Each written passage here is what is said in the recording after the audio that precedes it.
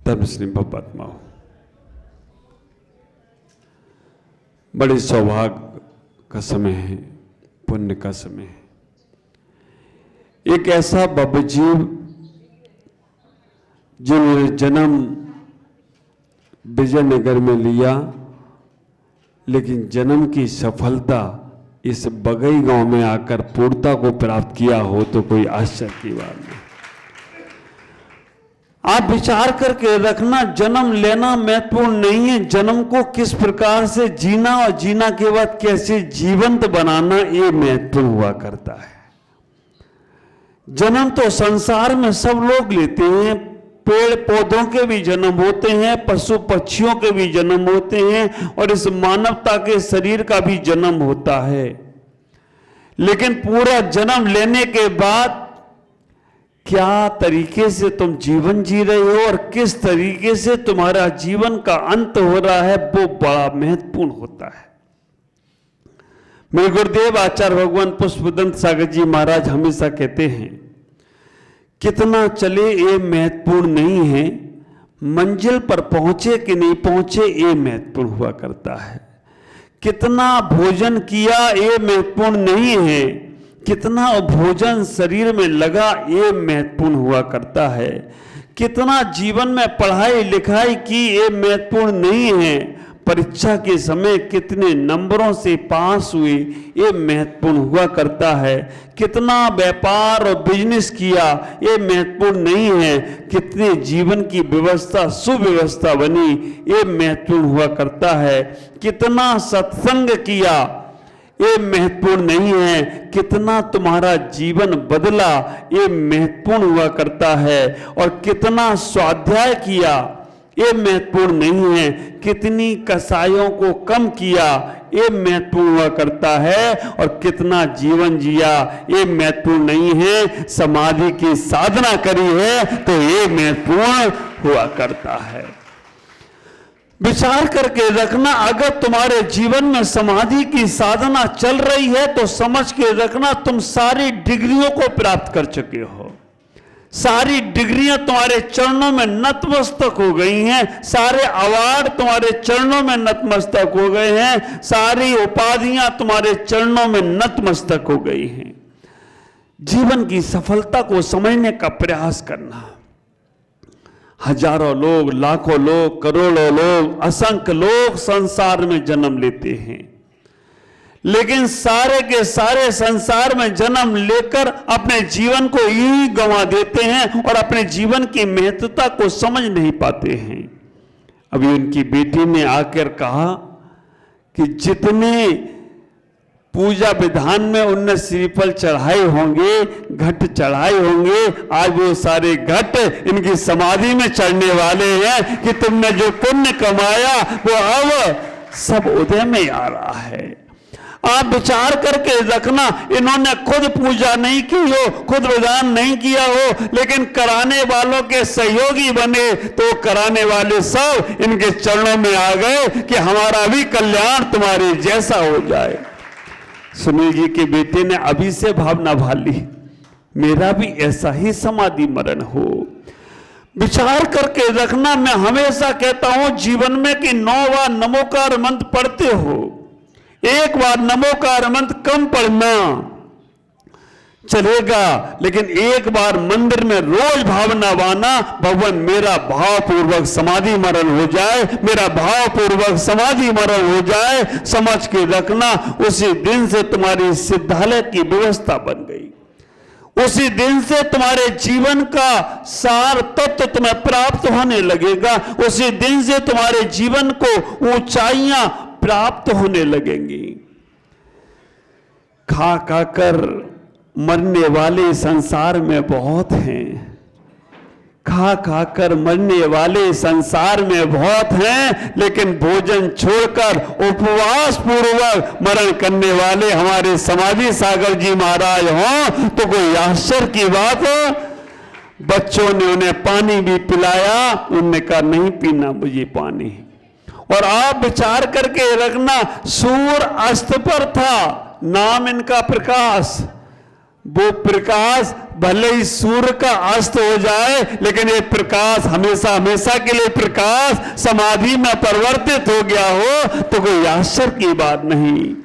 उनने कहा बाहर का सूर्य अस्त होता है तो हो जाए, लेकिन मेरे अंतरंग का सूर्य का आज ही उदय हो रहा है और इन्होंने मुझे सौभाग्य दे दिया। आप ख्याल करना, मैं तो कई बार ये सोचता हूं पुण्य के अवसर अगर मिले तो कभी छोड़ना नहीं, पुण्य के सौभाग्य अगर कभी मिले तो छोड़ना नहीं, क्योंकि रहे काम रावण से भी नहीं हुए। समय निकलने के बाद हम सोचते रहते हैं और वो अवसर मिलते नहीं हैं। पुण्य के अवसर मिल जाएं तो जीवन की सार्थकता समझना। कभी हमारे जीवन में ऐसे भाव जागृत हो जाए, ऐसा पुण्य जागृत हो जाए जिससे हमारा जीवन अंतिम मुकाम तक पहुंच जाए। संसार में जो आया है उसे जाना है, कोई संसार में शाश्वत नहीं है।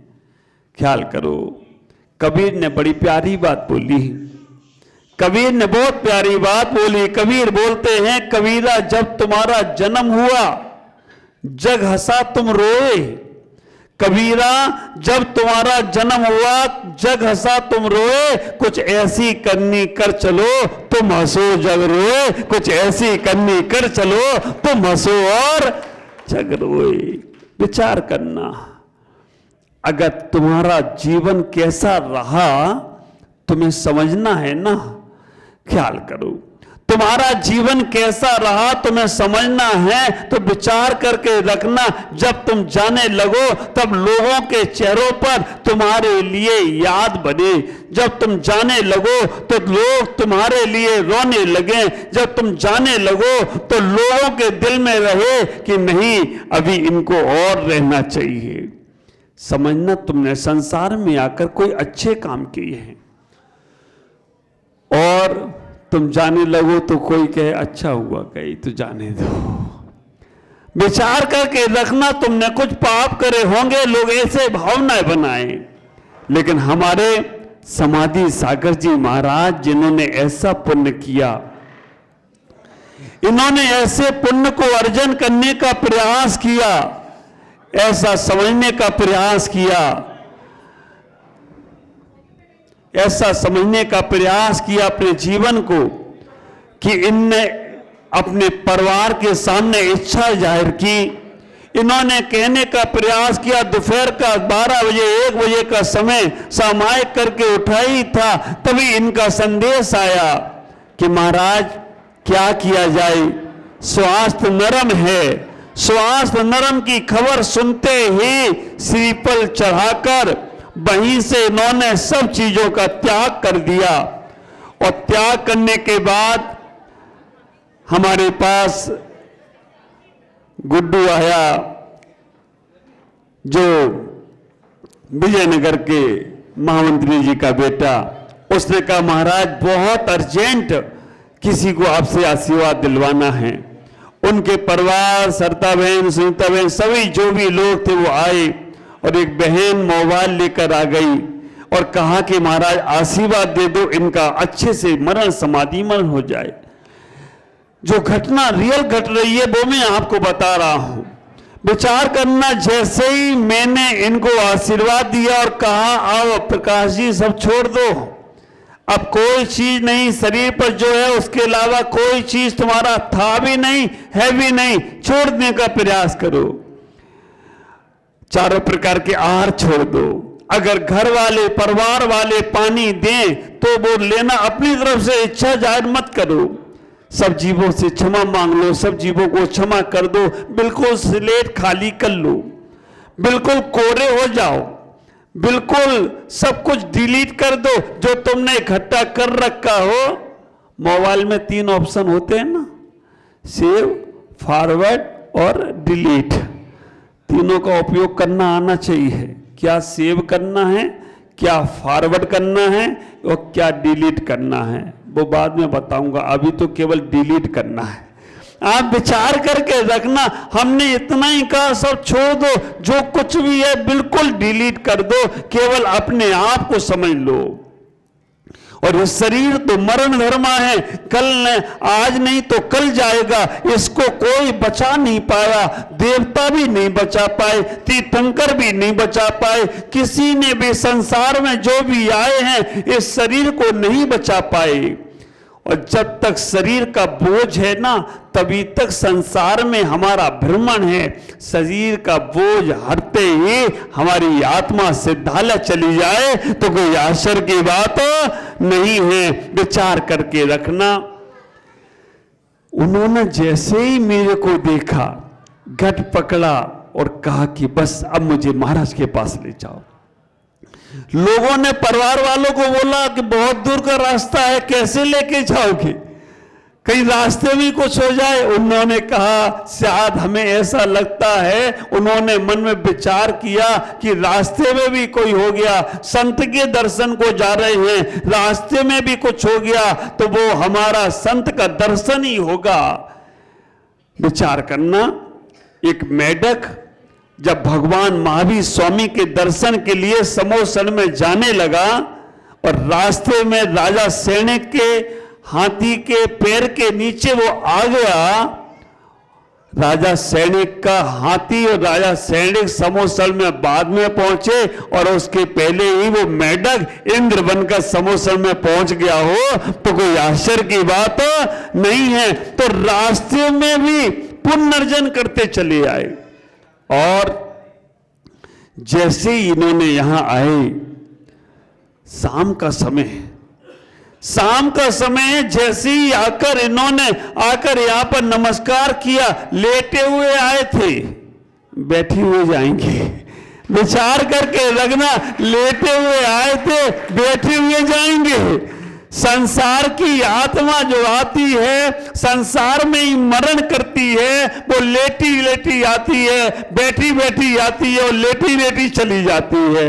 आप विचार करके रखना, जब संसारिक व्यक्ति का मरण होता है, संसारिक व्यक्ति का मरण होता है तो उसका लिटा के ले जाते हैं, बिठा के नहीं ले जाते हैं। लेकिन सन्यासी का मरण होता है तो उसको दिखा के ले जाते हैं कि इन्होंने अपने जीवन में कोई अच्छा काम किया।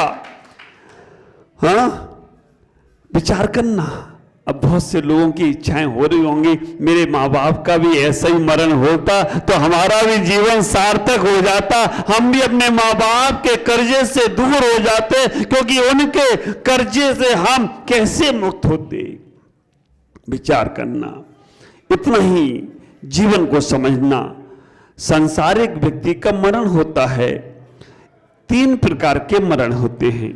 एक महात्मपूर्ण मरण, एक महोत्सवपूर्ण मरण, एक निर्वाणपूर्ण मरण। 3 प्रकार का मरण होता है। महात्मपूर्ण मरण जो मिथ्या दृष्टि का होता है, जिसका रो रो के मरण होता है, जो रोता है, खुद भी रोता है और दूसरों को भी रुलाता है, उसका मरण होता है महात्मपूर्ण मरण। महोत्सवपूर्ण मरण किसका होता है?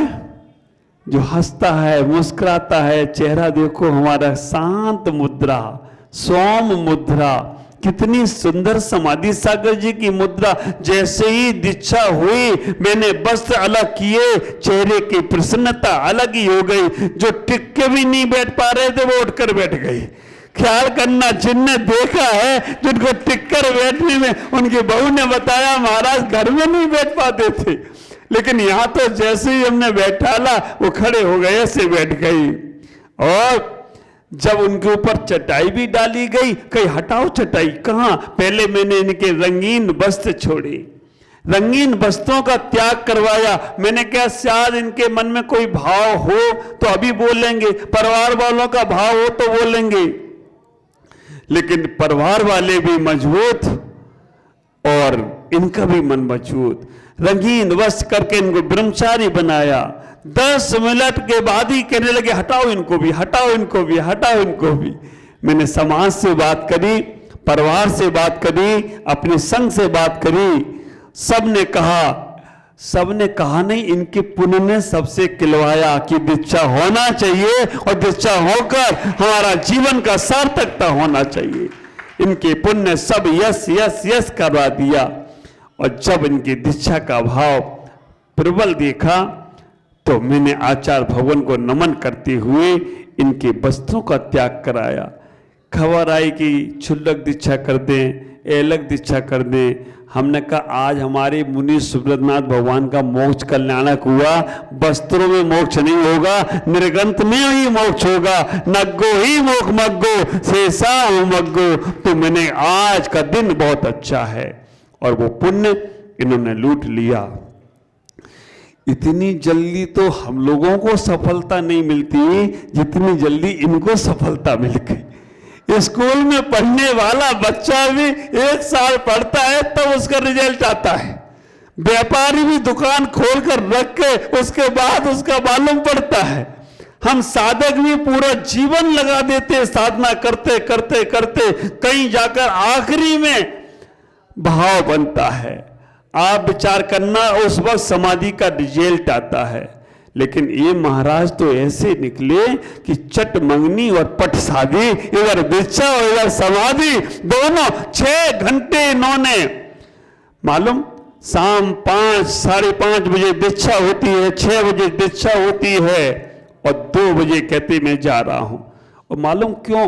इनने कहा मेरे दादा गुरु आचार्य विमल विद्यासागर जी रात को 2 बजे गए थे ना, तो हम भी 2 बजे ही जाने वाले हैं। 2 बजे का टाइम फिक्स कि जब हमारे आचार्य विमल विद्यासागर जी महाराज 2, और वो बोल भी गए ना मैं जा रहा हूं, पीछे पीछे आ जाना। शायद उनके पीछे जाने का नंबर लगा लिया तो वहां पहुंच रहे हैं जहां वो गए हैं। विचार करना, अनुमोदना करना, ये समाधि की अनुमोदना करना, इन दीक्षाओं की अनुमोदना करना। अगर तुम्हारे मन में थोड़ी भी खुरापात आई ना, इनने तो कल्याण कर लिया और मैंने करा दिया, लेकिन तुम पाप का आश्रय कर सकते हो, क्योंकि हमें मालूम है तुम्हारे मन में खुरापात भी आ जाती है।